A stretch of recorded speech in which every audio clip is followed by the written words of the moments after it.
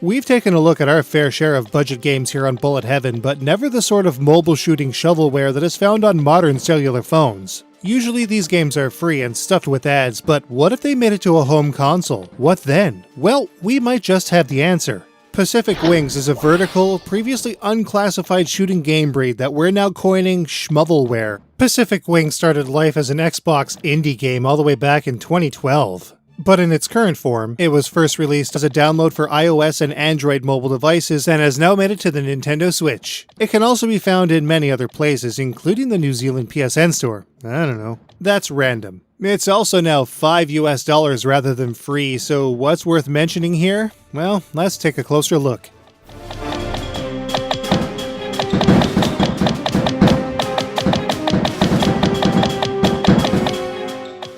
Pacific Wings is very obviously a 1942 clone at its core. Players move their P38 around the screen with the analog stick or D-pad, and its main shots are fired with the B button. There is no rapid fire, so players will need to press the button every time they want to fire a shot. There's nothing more to the control. There are no bombs and no rolls. Just move and shoot. We wish there was more to say, but really, that's literally all there is to it. There are a number of different enemy aircraft for the player to shoot down, each with various behaviors depending on the plane. These behaviors are constant throughout the entire game, and it becomes very easy to predict and anticipate their movements to dispatch them almost instantly. From time to time, a special plane will appear from the left or right edge of the screen, which will drop a POW icon, again in reference to Capcom's original title, which will upgrade their gun's power to a maximum level of 4, which sprays bullets pretty much everywhere. However, POWs can be collected further and will build a gauge at the bottom of the screen. If the player is hit by an enemy or their shots, this power will fall, but the shot power will remain the same so long as 4 or more bars exist. If the power is reduced to 0 though, the player loses a life.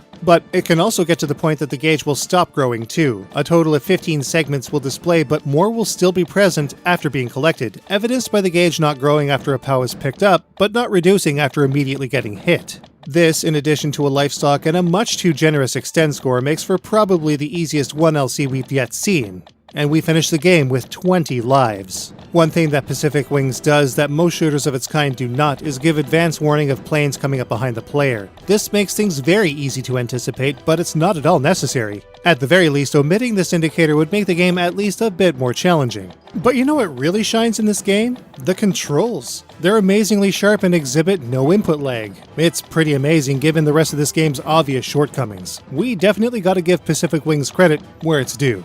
Pacific Wings basically slogs on for 20 stages. More and more enemy types will appear as the game wears on, and there are times that a huge amount of bullets will flood the screen and corner the player. Of course, the gigantic life bar that players will have at this point makes this moot. Each of these stages just simply ends, with no bosses to speak of, and players can see the progression of each stage indicated by a percentage displayed by the stage number. The end of the game is simply that, with very little fanfare. So could there be more to it in the scoring?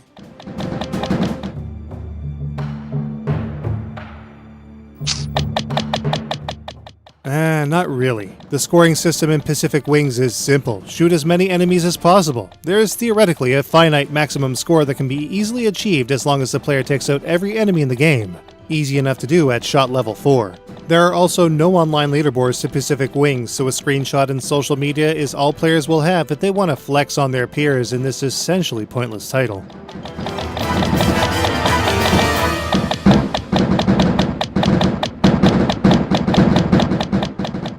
Pacific Wings is almost as empty in its presentation as it is with its gameplay. The planes here do admittedly look pretty decent, but they lack the animation that makes other games similar to it better from a visual standpoint. Simple rotation is used for turning, simple scaling for crashes, basic repeated sprites for explosions, and what animation is here for it all, especially the propellers on the player craft, is slow.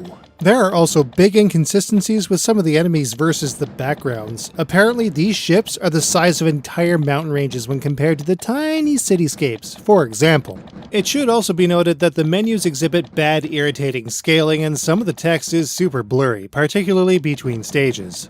Unlike the somewhat decent graphics, the sound is plainly awful. The player shots sound like the clicking from a dollar store mouse. The music is plain royalty-free stock fare with little to no personality. The explosions are repetitive, and it's so overdriven that we had to reduce our capture volume to 60%, and it still wasn't really enough. it definitely makes for a less than pleasant time. Like the gameplay, Pacific Wings is really light on extra content and options. Sound and music can be turned off, which might be recommended actually. And language options for English, Japanese, German, Spanish, French, and Portuguese exist. There's, well, they call it Retro GFX, and we guess it kind of is, but a filter that resembles an old flip phone display can also be turned on or off. There isn't a tate mode here either, so players are stuck with a border around the action. The border is kinda slick though, it makes it look as if the game is being played on a classic arcade machine. But this also makes for a very small playfield in handheld mode. At the very least, a tate mode could have made things a bit better on the go. But alas, here we are.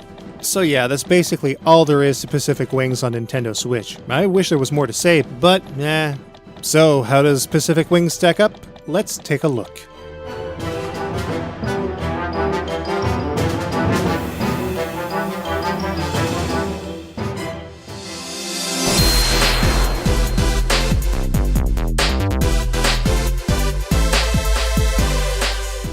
Shockingly, Pacific Wings features incredibly tight control, with zero input lag. It's almost completely out of place when you consider that with huge amounts of power pickups creating a gargantuan life gauge, and extends being distributed like candy on Halloween, there's next to no challenge in this game.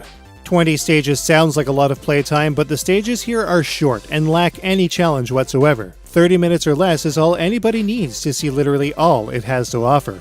Visually, the planes are clear and fairly well detailed, but lack any sort of animation. The backgrounds are also too simple. The cityscapes are poorly scaled to the size of some of the ships players will encounter as well. They'd be the size of Long Island. The sound of Pacific Wings is abysmal. Boring, drab orchestral music, lo-fi explosions, and extremely invasive, piercing, irritating shot effects. Simply put, it's an assault on our earballs. We can't really stress how little thought seems to have been put into Pacific Wings. It's like 1942, but with no roles, no side fighters, no bosses, no challenge, and somehow worse sound. At least the planes look decent.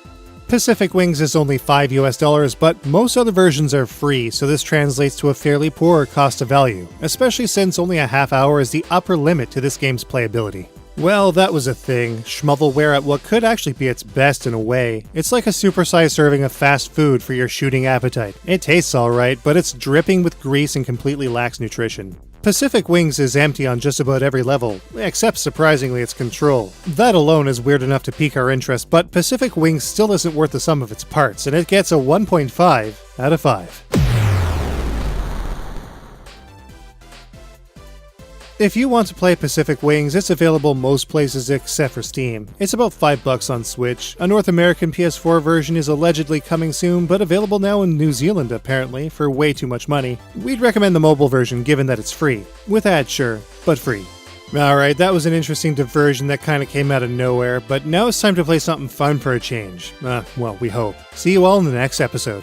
Oh, but wait, one more thing. We have a great new sponsor. RetroGamingCables.co.uk is supplying us with excellent cables for our RGB needs. If you want the very best in retro gaming cables, be sure to hit up RetroGamingCables.co.uk using the link below. All sales made through that affiliate link will support the show.